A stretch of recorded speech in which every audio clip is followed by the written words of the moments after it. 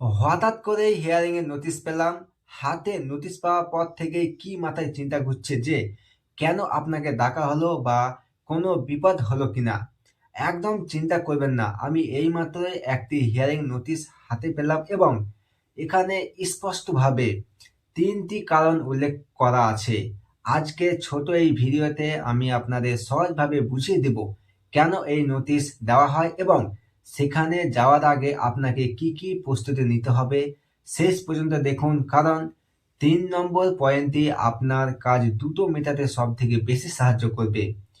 তোমরা যদি আমার চ্যানেলে নতুন হয়ে থাকো, চ্যানেলটিকে সাবস্ক্রাইব করে পাশে থাকা বেল আইকনটি প্রেস করে দিবেন। তো চলুন ভিডিওটা শুরু করি।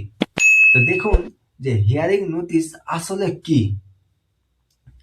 হিয়ারিং মানেই কিন্তু মামলা মোকদ্দমা নয়, এটি মূলত একটি আলোচনার প্রক্রিয়া।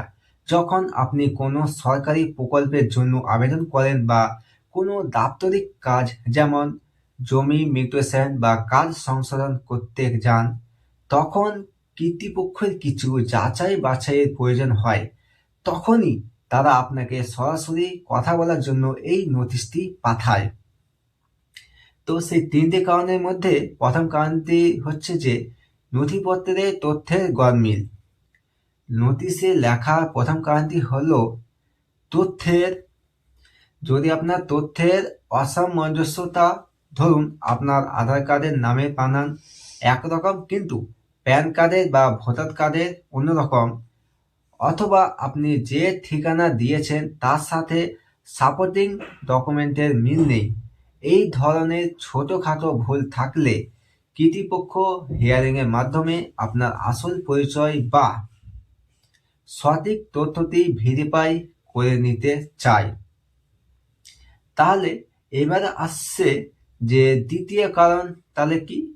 তো দেখুন, দ্বিতীয় কারণটি হচ্ছে যে নোটিশ থাকতে পারে তা হলো কারো আপত্তি বা অবজেকশন, বিশেষ করে জমি বা উত্তরাধিকার সংক্রান্ত বিষয়ে এটি বেশি ঘটে। আপনি যখন কোনো কিছুর জন্য আবেদন করেছেন, তখন অন্য কেউ যদি মনে করে সেখানে তার অধিকার আছে বা আপনার আবেদনের ভুল আছে, তবে সেটি আপত্তি জানাতে পারে। হিয়ারিং এর মাধ্যমে অফিসার দুই পক্ষের কথা শুনেন এবং সঠিক সিদ্ধান্ত নেন। ৩ নম্বর কারণটি কি হচ্ছে? অতিরিক্ত প্রমাণের প্রয়োজনীয়তা। দেখুন, সর্বশেষে এবং সব থেকে সাধারণ কারণ হলো অতিরিক্ত সাপোর্টিং ডকুমেন্ট। মানে অনলাইনে আবেদন করার সময় হয়তো আপনি পর্যাপ্ত ফাইল আপলোড করতে পারেননি বা আপনার দেওয়া ফাইলটি অস্পষ্ট ছিল।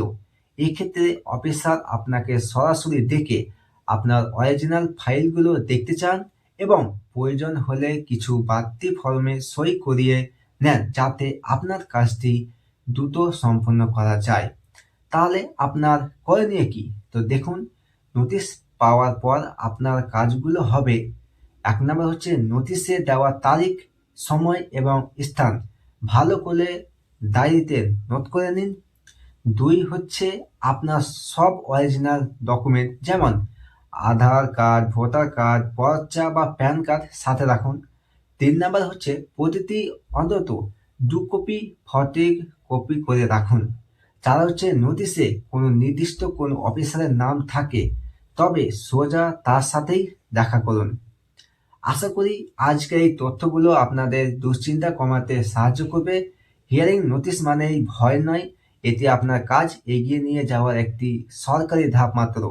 ভিডিওটি কাজের মনে হলে একটা লাইক দেবেন, আর আপনারা মনে কোনো প্রশ্ন থাকলে নিচে কমেন্ট করে জানান, আর হ্যাঁ, সাবস্ক্রাইব করতে ভুলবেন না।